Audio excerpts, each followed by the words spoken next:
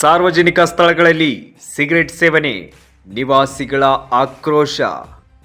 ನಗರದ ಕೆಲವು ಪ್ರದೇಶಗಳಲ್ಲಿ ರಾತ್ರಿ ವೇಳೆಯಲ್ಲಿ ಸಾರ್ವಜನಿಕ ಸ್ಥಳಗಳಲ್ಲಿ ಮದ್ಯಪಾನ ಮಾಡಿದ ಯುವಕ ಯುವತಿಯರು ಅಂಗಡಿಗಳ ಬಳಿ, ರಸ್ತೆಯ ಅಕ್ಕಪಕ್ಕದಲ್ಲಿ ಗುಂಪುಗೂಡಿ ಸಿಗರೆಟ್ ಸೇರುತ್ತಿರುವುದು ಸುತ್ತಮುತ್ತಲಿನ ನಿವಾಸಿಗಳಿಗೆ ತೀವ್ರ ತೊಂದರೆಯಾಗಿ ಪರಿಗಣಿಸಿದೆ.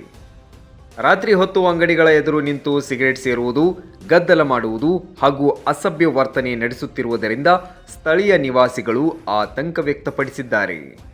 ಈ ರೀತಿಯ ವರ್ತನೆಗಳು ಮಹಿಳೆಯರು, ವೃದ್ಧರು ಹಾಗೂ ಮಕ್ಕಳ ಅಸಹಜ ಸ್ಥಿತಿಗೆ ತಲುಪಿದ್ದಾರೆ ಎಂದು ದೂರಿದ್ದಾರೆ.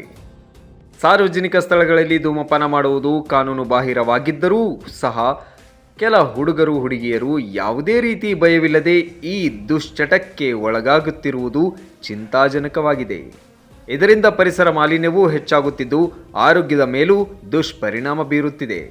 ಸಂಬಂಧಪಟ್ಟ ಅಧಿಕಾರಿಗಳು ರಾತ್ರಿ ಗಸ್ತು ಹೆಚ್ಚಿಸಿ ಇಂತಹ ಅಕ್ರಮ ಚಟುವಟಿಕೆಗಳ ಮೇಲೆ ಕಠಿಣ ಕ್ರಮ ಕೈಗೊಳ್ಳಬೇಕೆಂದು ಆಗ್ರಹಿಸಿದ್ದಾರೆ. Bureau report, Kannada Janashri news, Hubballi.